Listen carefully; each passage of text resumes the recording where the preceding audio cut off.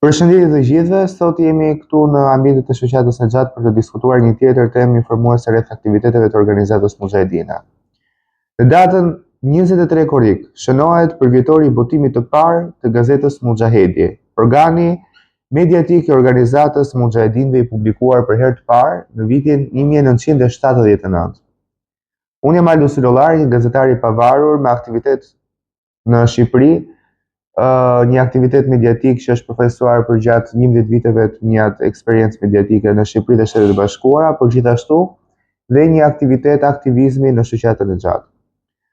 Si gazetar besoj se një ndër parimet më të rëndësishme të profesionit tonë është përgjegjësia ndaj njerëzve. Dhe lidhur me këtë situatë, informimi nuk duhet përdoret kurrë si një mjet manipulimi dhe as të vërë në rrezik jetën e qytetarëve të zakonshëm.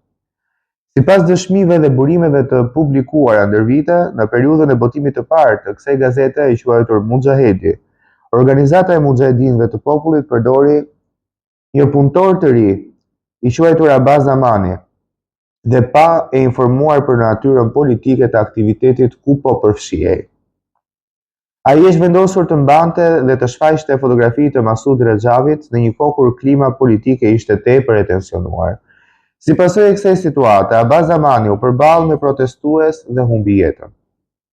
Në këto dëshmi janë tepër të sakta dhe tepër të prekshme sipas të gjithë personave që kanë qenë në këtë organizatë dhe na kanë informuar rreth kësaj ngjarje, ku ka ngritur dhe pikpyetje serioze mbi përgjegjësinë morale të organizatës për përdorimin e qytetarëve të painformuar në aktivitete dhe në rrezikun e lartë që ka ofruar.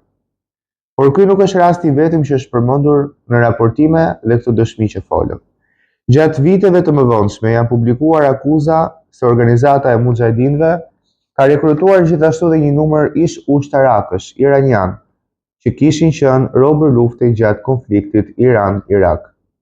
Sipas këtyre dëshmive, shumë prej tyre janë dërguar në kampin Ashraf, ku një pjesë humbën jetën gjatë operacioneve ushtarake, e ndërsa të tjerë mbetën për dekada të izoluar nga familjet dhe nga shoqëria.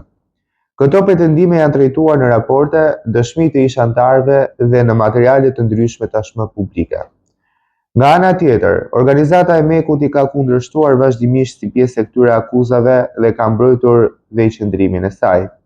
Pikërisht për këtë arsye është një detyrë e gazetarisë që të analizojë faktet, të verifikojë burimet dhe të ngrej pikpyetje në rast se në çdo të tillë do të ekzistojnë pretendime për manipulim, shfrytëzim apo dhe shkelje të drejtave të njerëzit.